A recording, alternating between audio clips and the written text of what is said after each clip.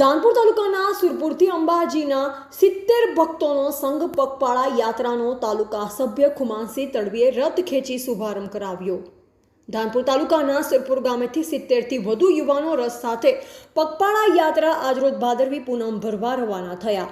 આ અવસરે તાલુકા સભ્ય ખુમાનસિંહ તડવી, બોર ગામના સરપંચ રત્નાભાઈ માવી, મોટી સંખ્યામાં ગ્રામજનોએ મા અંબાની આરતી ઉતારી પગપાળા જતા યુવાનોને તેઓની યાત્રા સફળ રહે તેવા આશીર્વાદ આપ્યા।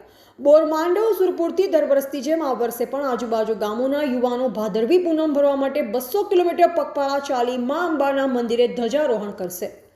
પગપાળા યાત્રામાં મોટી સંખ્યામાં યુવાનો અને ભક્તો ચાલુ વરસાદમાં પગપાળા યાત્રાનો સંઘ રવાના થયો। પગપાળા યાત્રા માંડવ ચોકડી દશામાના મંદિરે સોમાભાઈ તડવીએ પગપાળા જતા યુવાનોને ચા નાસ્તો કરાવ્યો।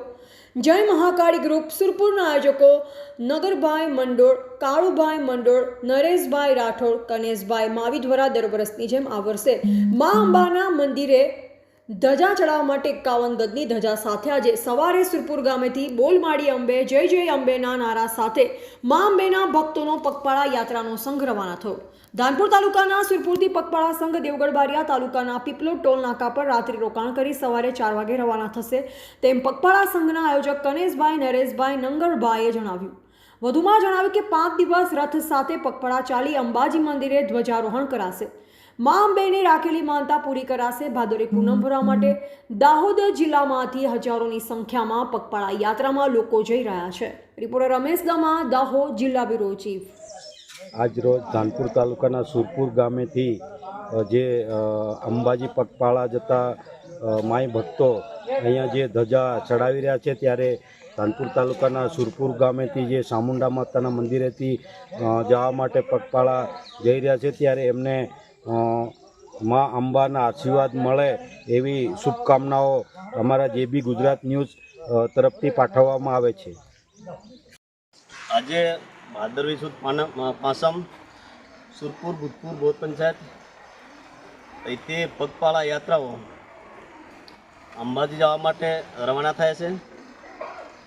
કેટલો આંકડો છે? 72-75નો આંકડો છે। અહીંથી અંદાજિત વર્ષથી વર્ષ ચાલતા જાય છે લોકો પગપાળા। ભૂતપુર પંચાયતથી પહેલાં તો એ ભૂતપુર, બોર, ઉમરિયા, મોહનોળા, માંડવ પંચાયત સમૂહમાં સાથે હતી।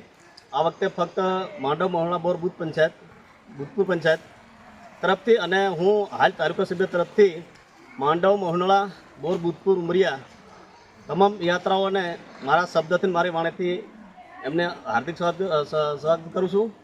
અને વિશેષ અત્યારે અવારનવાર 10મી સુધીમાં તમામ ગામોના નાના મોટા પગપાળા યાત્રાઓ ભક્તિજનો એમને કોઈને નાની મોટી શું તકલીફ હોય, કોઈ મૂંગા હોય, બોલતા ના હોય, કોઈ નાની મોટી માન્યતાઓ હોય, એની યાત્રાઓ માતાજી સફળ કરે।